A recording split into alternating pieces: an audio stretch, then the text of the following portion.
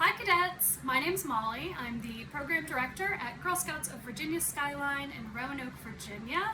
And today we are going to be covering the Cadette Outdoor Art Apprentice Badge, step number 5.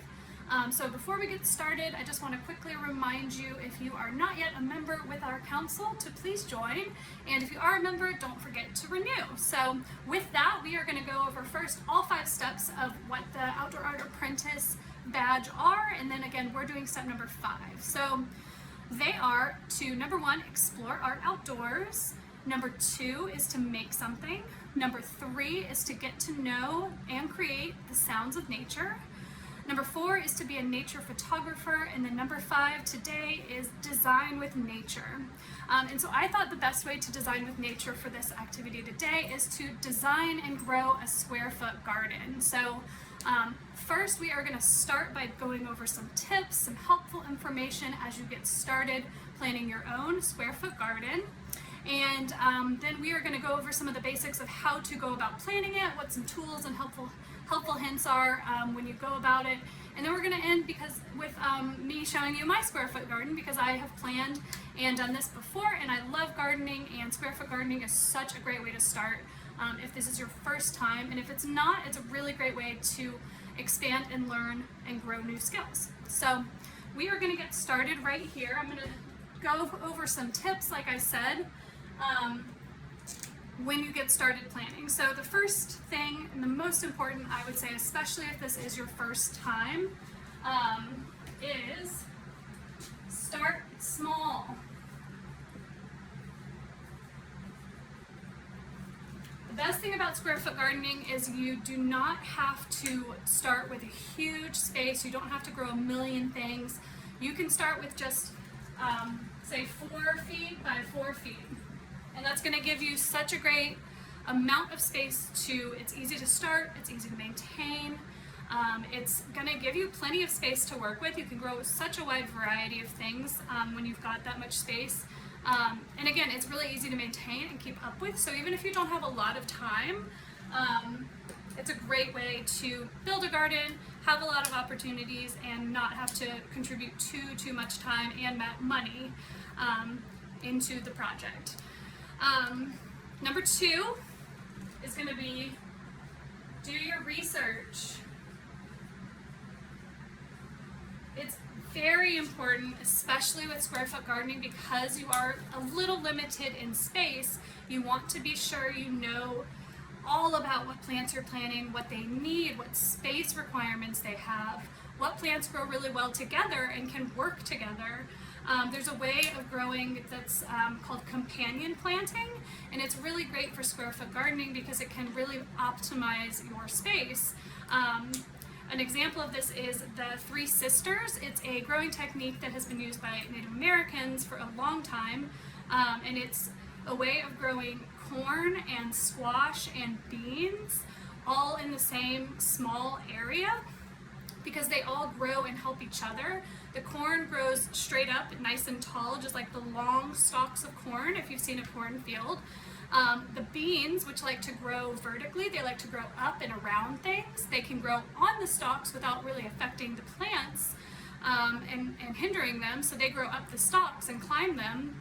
And then the squash plants grow really low to the ground, but they have really big, shady leaves, so they'll grow these huge leaves that can kind of prevent weeds and things on the lowest part of the ground from getting enough sunlight to really overrun the garden. And so all together, those 3 plants, known as the 3 Sisters, really work together to create a really beneficial growing pattern. It's really cool. So doing your research, knowing those things, is going to help you immensely. You also want to know some plants take up a whole square foot and need that whole space on their own. So knowing that versus the plants that you could grow like 5 or 6 in one little square foot, knowing that's going to help you a lot as you get started planning. So that's number 2. Number 3 kind of goes along with what we were just talking about. Grow up.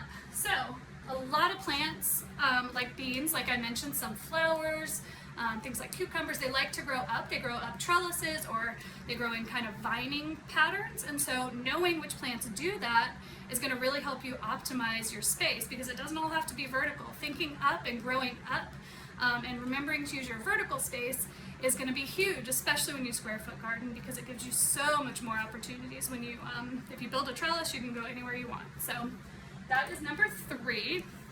Number 4 is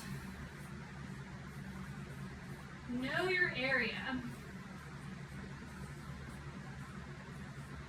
So being aware of what grows best in what locations and knowing where you're located. You know, if you're here in our council, we're in a specific USDA growing region, and it's recommended that you plant certain things at certain times, or they only grow certain times of the year. You know, some places don't have a winter season like we do, and they can grow all year round. In our region here in Virginia, we would have to grow in a greenhouse or other things indoors. We can't grow everything outside all year round, but knowing what to grow when is really going to help you, because some things you can grow even throughout the winter. Like this year I grew garlic, which you plant in November, and then it grows, and I just harvested it recently. So that really utilized my square foot garden in the off season in a great way. So knowing those things are going to help you a lot. And then the last thing is to use your space. So certain plants are harvested at certain times. So like I said, I recently harvested garlic, which meant I cleared out a big section of garden, and that is something that I can now plant something brand new in. So always using your empty space. You'll find that it's fun to mix and match, to play with things and to move things around throughout the year. You'll find that certain plants do better in certain areas, and learning how to make that effective is going to help you so much when you design your square foot garden. So always when you have stuff cleared out, always try to plant something brand new in its place. It's so much better than leaving an empty space. So those are some tips to really help you get started. The next thing we're going to talk about is, when you plan your garden, how do you want to grow things? What kind of things do you want to grow? So thinking about that is going to be very important. There's a lot of different options.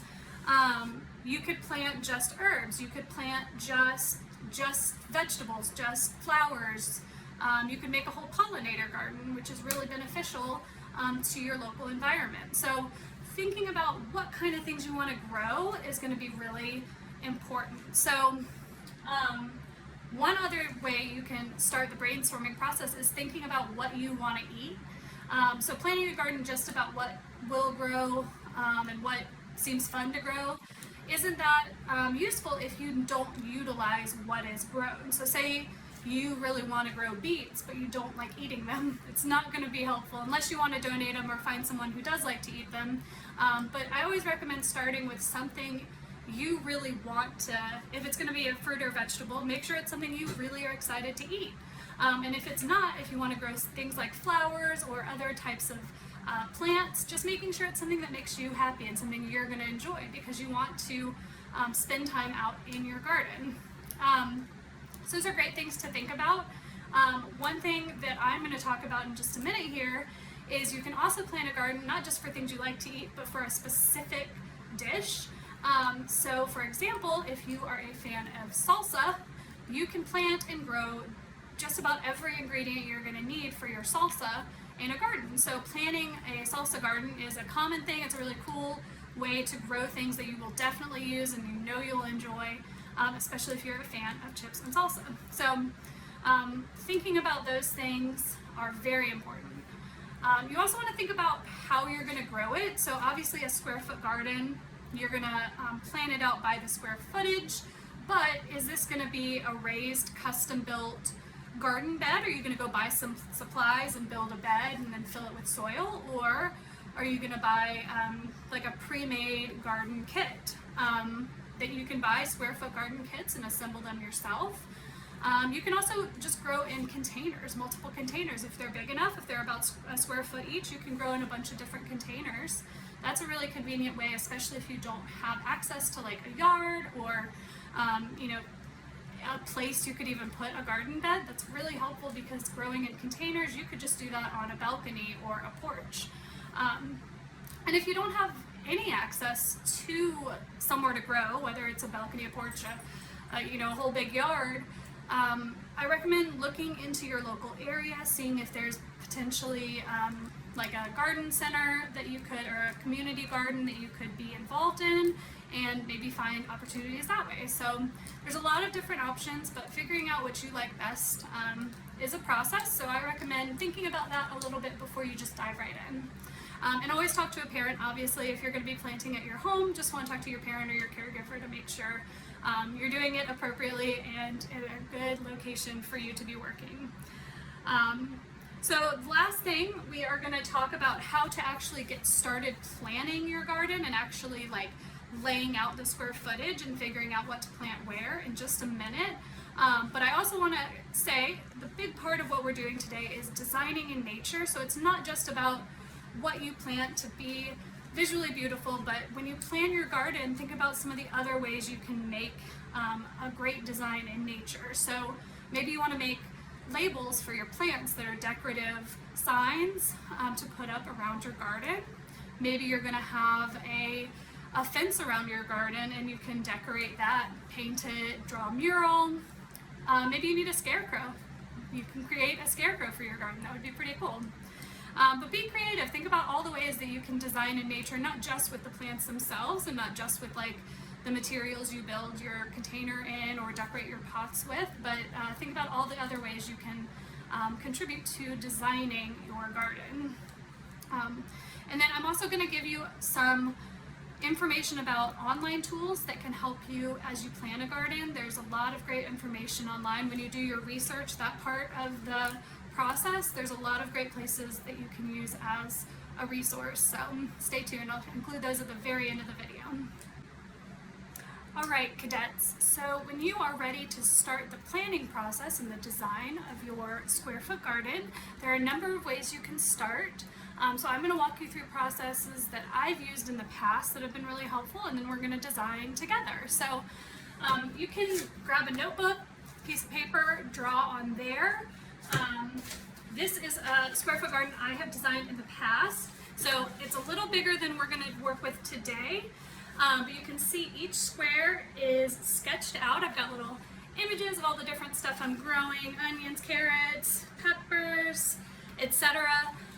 And this is really helpful for me because I can erase, I can put stuff back, I can move stuff around as I'm planning, and that's really helpful for me when I have done it in the past. So something like that could work for you. Today we are going to use a whiteboard because again, it's nice to kind of work with stuff, move it around, change it as you process.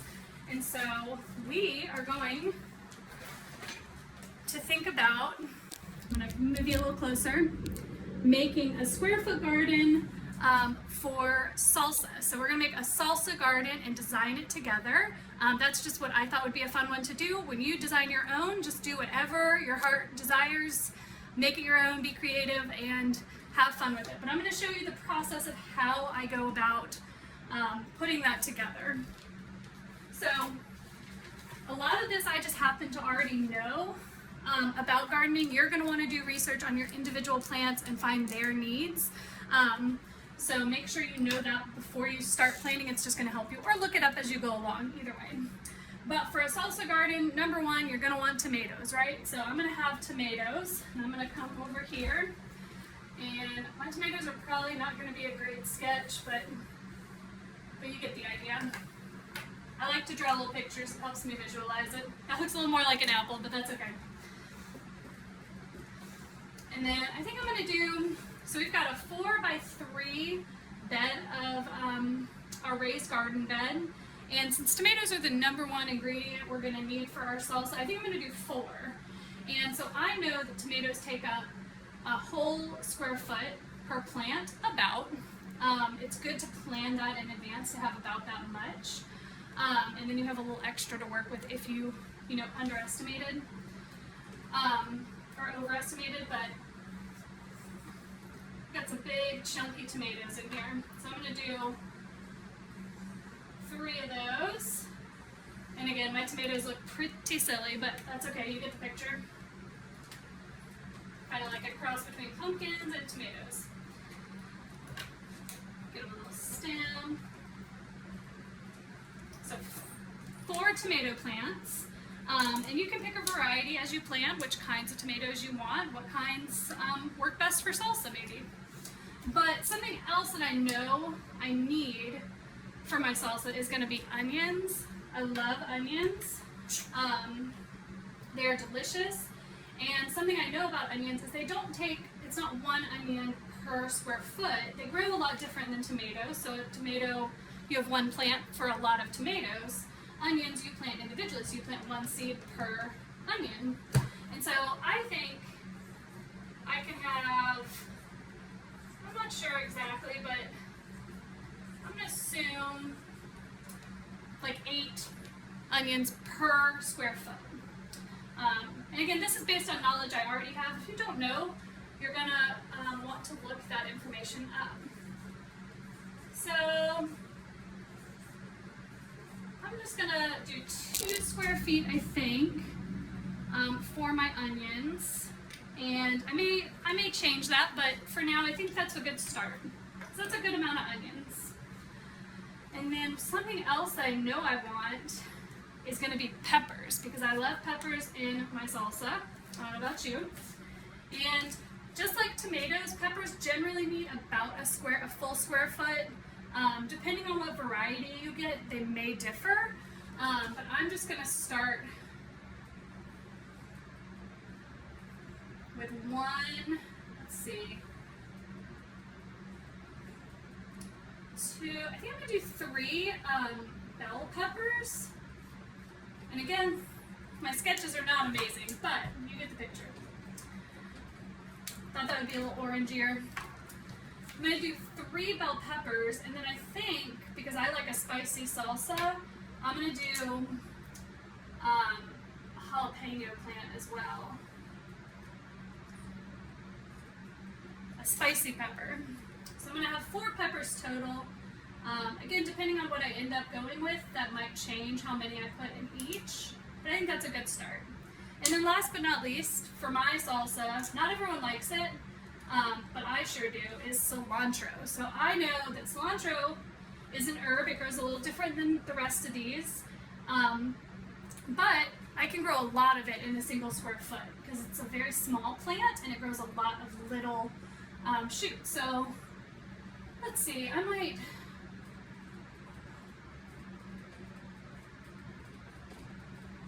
feel like that's a good amount for, I don't know how to represent cilantro in this really, but you get the picture. And so I honestly think 1 square foot of cilantro might be okay. And so I might just grow some more onions. Because I like a lot of onions. And so that is my square foot garden. Again, it's dry erase, so I can change things. This might not be what I end up planting. A lot of it's going to be dependent on what kind of plants I end up putting in, how much space they need, their different requirements. And then other things like we talked about, if things are done and harvested early, you can plant something else in there. So cilantro is one thing I know does not like really hot weather. And so I'll plant it, it'll probably grow, but then it won't last all summer. So once it's gone, I can plant something else in there. Same with onions.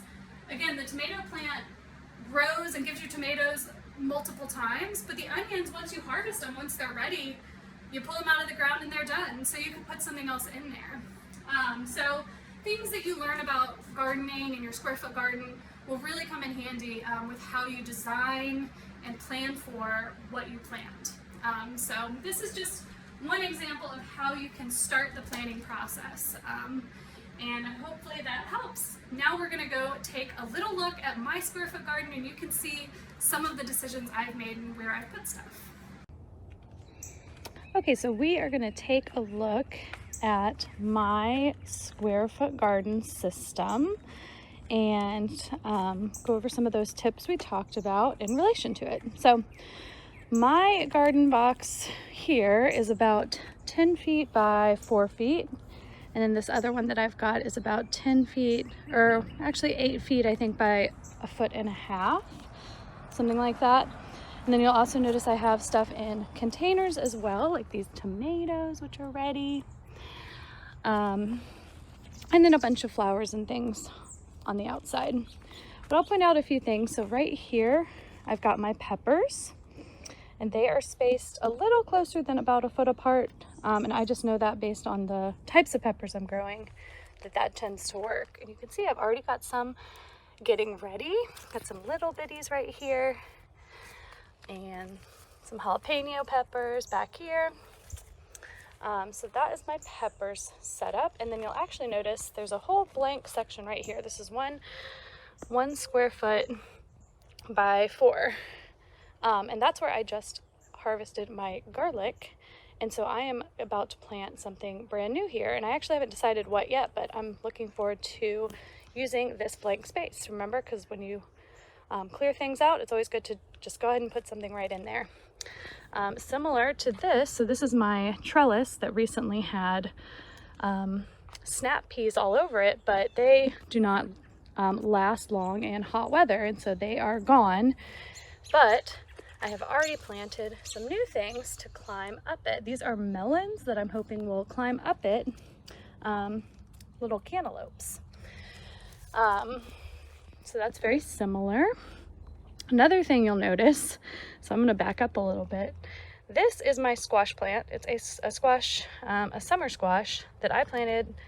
Typically squash take up about 1 square foot, and it's going to be really hard to tell in this video, but they have a full square foot, if not a little bit more, that I planned for them in this garden, and they are going crazy. The whole plant is just falling out of the garden box. So you will learn through trial and error as well. So sometimes it doesn't always work out, but if you see, I've got a massive squash right here. There's one underneath it, a bunch of little baby squashes. So it's doing well. It's a happy plant, regardless of the fact that it maybe didn't have quite as much room as I was hoping.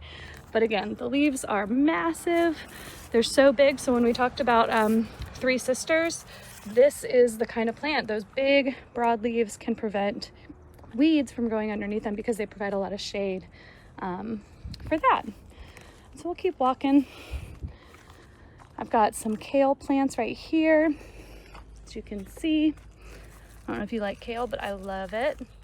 I've also got some blank space on this side from spinach that I had to pull out because, again, it's another plant that doesn't love cold, or doesn't love hot weather, so it did not stick around. And then I've got over here more tomato plants because I love tomatoes, like I said. And you can see there are some itty bitty baby tomatoes growing on this one. These are going to be really big tomatoes, not like the cherry ones I just showed you. So they are going to take a little while. And one thing, there is a little extra space. These have a little over 1.5 feet at the moment because they did have a lettuce plants in between them. Again, lettuce doesn't love hot weather. It does what's called bolting. So I'm going to show you. This is my last lettuce plant that grew up super, super tall. That's what's called bolting. And you see what it does is it produces seeds. So I'm going to let this stick around until I can grab these seeds so I can plant future lettuce plants. But now that I've got rid of most of the lettuce in between them, I'm going to plant something, I think carrots, to grow in between. So again, using your space. One more climber. So this is a makeshift trellis that I built for my, let's see if I can show you. What does that look like? Cucumbers, for my cucumber plant. Cucumbers love to climb, so they've got a nice trellis to climb up. So as you can see, I started this garden about 3 years ago, so it's gotten a little bigger every year, but I use a mix of my raised beds that I built and my containers to use as much space as possible. It's a lot of fun. It's quite a process, and you will learn a lot every step of the way. And if you continue gardening and square foot gardening, you will learn a lot every single year you do it. So I hope you enjoyed, and we are going to go over some online tools next to help you with the planning process. Hey cadets, so the last thing I want to go over with you is how to plan and some online resources that can really help you when you're planning in designing your square foot garden. So this is a website that I really like. It's very helpful. It's gardeners.com, Gardener Supply Company, and they have just a design your own garden, square foot garden planning tool. So obviously it's very helpful for our purposes, specifically what we are trying to plan today. So you can use this tool to plan. So depending on what size, maybe you've got 3x6, and it'll lay it out for you. Maybe you're just doing 3x4 like we worked on earlier. You can get this tool to help you, and then say we want to go ahead and do similar to what I did with the sketching on the whiteboard earlier. We want to plan a salsa garden. So if I was starting from scratch, I would start here. You can take these tools, and it's super easy to use, very quick to figure out. So what I have, 4 tomatoes, drag and drop them in there. And the great thing about this tool is it knows in advance how much space each plant takes up. So you see, if I drag thyme into here, it has 2 plants per square foot, whereas the tomatoes is one plant per square foot.